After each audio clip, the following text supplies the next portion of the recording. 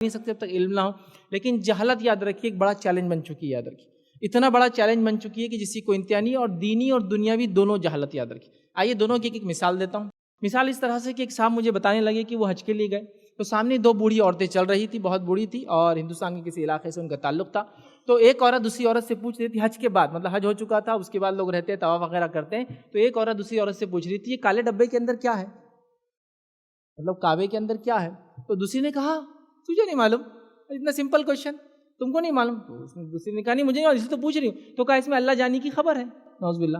تو جواب دے دیا اور وہ پیچھے کھڑے ہوئے صاحب بالکل سکتے میں آگے, چونکہ اب طواف وغیرہ رش ہوتا ہے. تو انہوں نے کہا میرے تو پیروں کے نیچے سے جو زمین نکل گئی, کیا کہا اس عورت نے دوسری سے, اس عمر میں کہ بوڑھے ہو چکے ہیں, مطلب ان کو اتنا بھی علم نہیں, وہ کس چیز کے لیے آئے, اتنا مال خرچ کر کے انسان حج کو آتا ہے. تو ہندوستان پاکستان ہے, میں سمجھتا ہوں آپ سب جانتے ہیں کتنے لاکھوں روپیہ اگر پرائیویٹ سے آتا ہے لاکھوں روپیہ خرچ کر کے آ رہا ہے.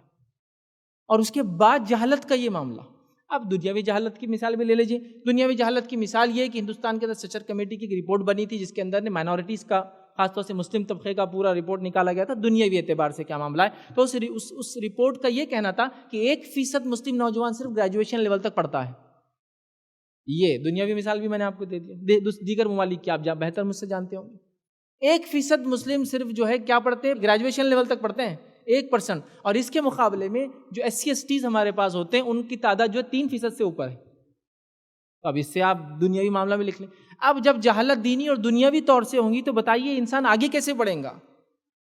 آپ اس ملک کے, دنیا کے اس خطے میں آئے یا ترقی جہاں بھی ہو رہی ہے اس کے لیے کچھ بیس, کچھ بنیادیں ہوتی ہیں, اور سب سے پہلی بنیاد ہوتی ہے علم کا ہونا. تو جہالت کا حل یہ ہے کہ علم کا ہونا, یاد رکھیے. تو دنیاوی اور دینی طور سے ہمیں علم کی بڑی ضرورت ہے. مسجد اور مدارس کے ساتھ ساتھ ہمیں اتنا ہی زور دینا ایجوکیشن انسٹیٹیوشن قائم کرنے پر, اسکل ڈیولپمنٹ سینٹرز قائم کرنے کے اوپر, اور اسی طرح جو خاص طور سے ریسرچ ورک کے اندر ہمیں آگے بڑھنا پڑے گا. ڈاکٹرز انجینئرز ہمارے پاس کافی ہو رہے ہیں ماشاءاللہ, لیکن میں کہہ رہا ہوں ریسرچ وہ زمانہ پھر ہمیں یاد کرنا ہوگا جس زمانے میں حالت یہ تھی کہ 70 سے 80% یا 80 سے زیادہ بھی کہوں گا تو کوئی غلط بات نہیں ہوگی, 700 سے 800 سالوں تک 80% سے زیادہ سائنسداں صرف ہمارے ہوتے تھے, اور آج حالیہ 90% زیادہ سائنسداں صرف یہود ہے. اور دنیا دیکھ لیجیے 7ویں صدی سے آگے بڑھتے جائیے تو تقریباً 16ویں صدی تک آ جائیے آپ, تو پورا ایک گولڈن ایج ہے. یوروپ کے لیے ہو سکتا ہو ڈارک ایجز ہو, لیکن اسلامک سویلائزیشن کے لیے وہ گولڈن ایجز تھا. اس گولڈن ایج کو پڑھنے کی ضرورت ہے, تو ہمیں اس معاملے میں آگے بڑھنے کی ضرورت ہے. اسی طرح جو ہے